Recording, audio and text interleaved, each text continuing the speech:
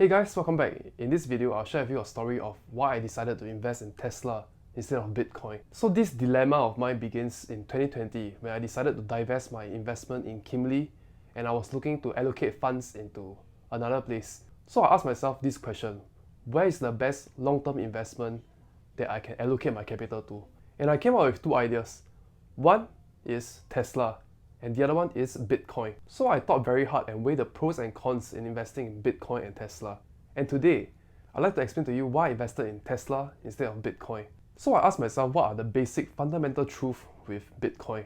And when I used first principles thinking and I reasoned it backwards, I came up with a few fundamental truths and I cannot argue against that truth.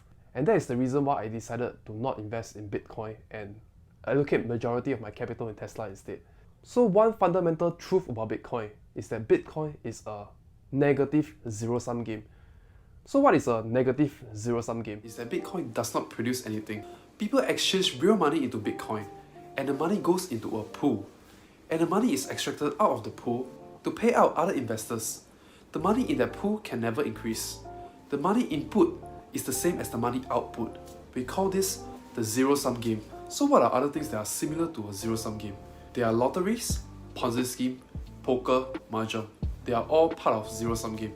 The dangers of a zero-sum game is that for someone to make a lot of money, there are many others who have to lose for someone to win. So what makes Bitcoin worse is that it is actually a negative zero-sum game. So what do you mean by negative zero-sum game? It is when non-players of the game are extracting money out of that pool. For Bitcoin's context, Bitcoin miners and crypto exchanges are extracting about $12 million per day from this pool of money. So the amount of cash outflow made Bitcoin a negative zero-sum game, which means that there are more losers than winners. So if you sum up all the participants of this entire Bitcoin scheme, it destroys wealth rather than create it. Every single Bitcoin billionaire winner is necessarily paid out by multiple losers. The expected return of an average single investor is negative. For every winner you hear about, there's necessarily multiple losers you don't hear about. Hence, Bitcoin is the greatest fool investment. He who is convinced later and join later is the greater fool. Zero-sum game, just like poker, mahjong. If Bitcoin itself does not produce anything of value, you only earn money through buying at the correct price and paying it early so that another fool comes along and pay at a higher price. The amount of money invested in Bitcoin does not magically create value. So Bitcoin itself is a greatest fool investment. So what is worse is that instead of just being a zero-sum game, it is actually a negative zero-sum game. So what do I mean by negative zero-sum game? A negative zero-sum game is whereby the money invested into the asset is getting lesser and lesser through time. So what do I mean by through time it gets lesser? The money invested into Bitcoin have to be paid to miners to mine Bitcoin and have to pay to crypto exchanges. So this money invested into Bitcoin is not creating any value, but slowly over time, it is bleeding money to miners to crypto exchanges. And this is why Bitcoin is a negative zero-sum game. So this is one fundamental truth about Bitcoin. Bitcoin is a negative zero-sum game and it does not produce anything. And this is one major reason why I invested in Tesla instead of Bitcoin.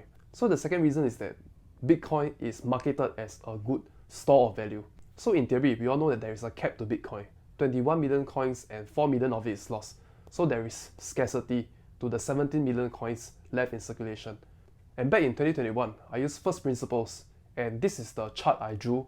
As you can see here, Bitcoin's price is relative to the money supply. I drew two circles. If the money supply were to become a big balloon, you can think of it as a money inflow towards Bitcoin. And Bitcoin's supply will not increase, and therefore the price will increase. And if the global economy money supply shrinks, Bitcoin's supply is still fixed, but there is lesser demand, and hence the price will fall. And that to me gives me a signal that Bitcoin is not a good store of value. Because my liquidity is tightening, I want to find a place to store my wealth, to prevent economic collapse, to prevent market crash. And I'm actually right about this. A friend of mine told me that he wants to hedge his money on Bitcoin for this upcoming crisis. But look at what Bitcoin's price is now. Bitcoin is a speculative asset and hence come from my conclusion that Bitcoin is not a good store of value in this context. So what is the last fundamental basic truth about Bitcoin? So this is not Bitcoin's problem, but it is Tether's problem. Tether is a stablecoin that is pegged to 1 USD. But the problem with Tether is that there are a lot of shady transactions going on and there are actually only 3% cash reserve to back up to the amount of Tethers issued.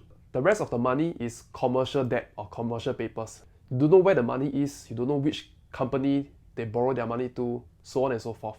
So my question to that is, how much of this Tether is used to buy Bitcoin, you know? And especially if Tether only has 3% cash reserve, what if everyone panics and rush out of the crypto market and there is only 3% cash reserves to Tether? Do you guys see the problem here? And what if Tether is issuing themselves Tether and using Tether to buy Bitcoin and artificially inflating Bitcoin's price? So these are the three fundamental basic truths that I see, and to me, Bitcoin is a red flag. Even though in theory, Bitcoin is a very good idea, and maybe after the collapse of Tether or something, I will go heavy and buy Bitcoin as a true store of value, especially when prices are down. So I think the purpose of this video is to show you the power of first principles thinking, using logic and fundamental truth to help you gauge your investment.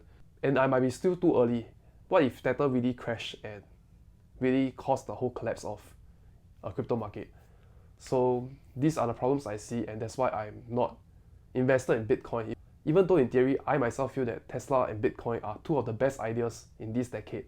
Of course, in this channel, I talk a lot about Tesla. If you want to know more about why I invested in Tesla, you can watch all my previous videos. But basically, is that Tesla will continue to grow profits, and they are very innovative, extremely innovative in fact. They are doing all the right things about manufacturing, and this world needs clean energy, no matter what, and they are in the best position to replace all the clean energy. And they are the one that is heavily invested on AGI. I'll make another separate video giving you my 10 minutes thesis on Tesla. So just like any investment, I look at both sides of the argument. For example, Tesla, I look at both of the extreme argument and I concluded that the bulls are right. And for Bitcoin, I listen to both sides of the argument and I lean towards the Bitcoin bears. I think the problems outweigh the benefit of investing in Bitcoin. And maybe because I'm not an IT geek, that's why I don't fully understand everything. But I would say that I have more knowledge than most people invested in the market. So what do you guys think of Bitcoin? Let me know in the comments below. If you like my sharing, give it a thumbs up, subscribe to my channel if you haven't. Thank you, and I'll see you next week.